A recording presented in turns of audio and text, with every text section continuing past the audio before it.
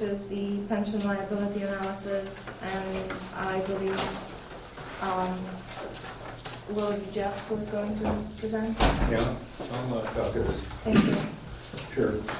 This is just an update to the report that was published in, I believe, August of 2017 with regard to the pension liability and the cash payments, just to make sure that the citizens understand what these pension liabilities are and what they are doing to our operations at this point.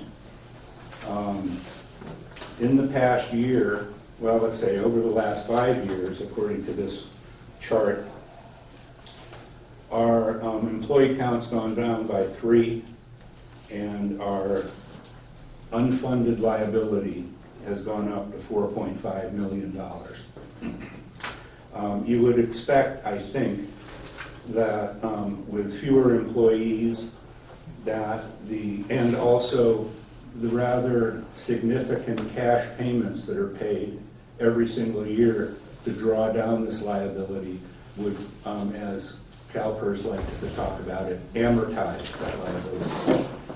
Amortization means that the money that's set aside does reduce the liability. In this case, it does not and has not.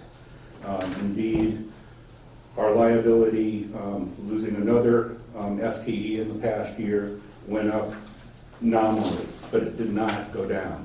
We paid some $400,000 in cash payments to amortize this liability.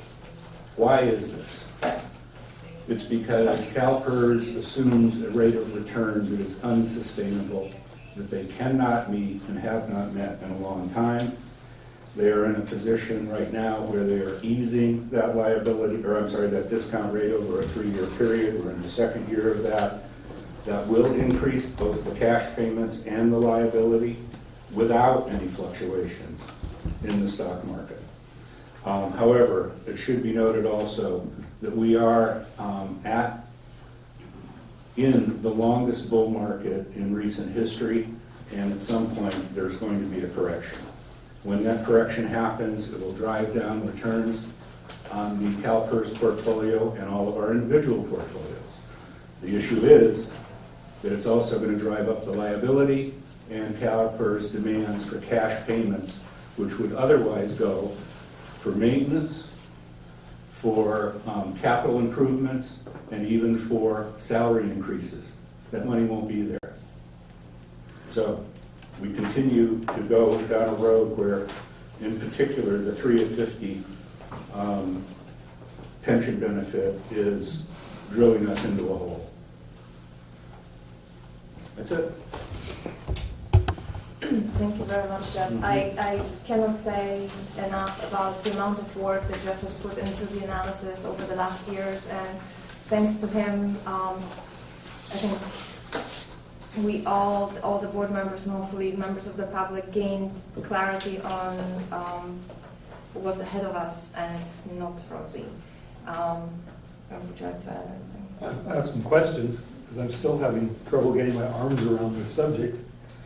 Jeff, how much did you say we budgeted and are spending this fiscal year on to try to amortize this? Yeah, so I think we paid, what, $472,000 between what's called normal cost, which is a percentage that's taken out or that's paid at every pay period to Calpers, and then a term called ARC, annually required contribution, which Calpers allows us to pay on a monthly basis. Of course, it's interest bearing.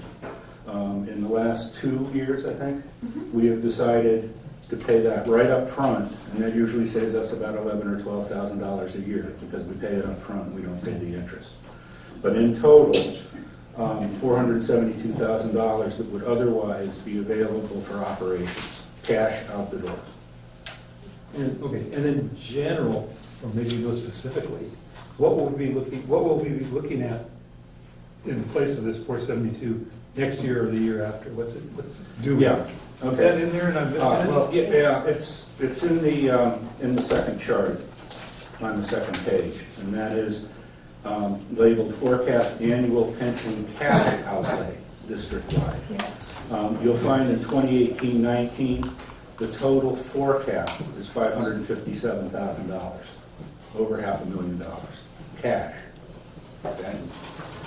And it increases up to a point where in 2023-24 goes up to $736,000, almost $750,000 cash.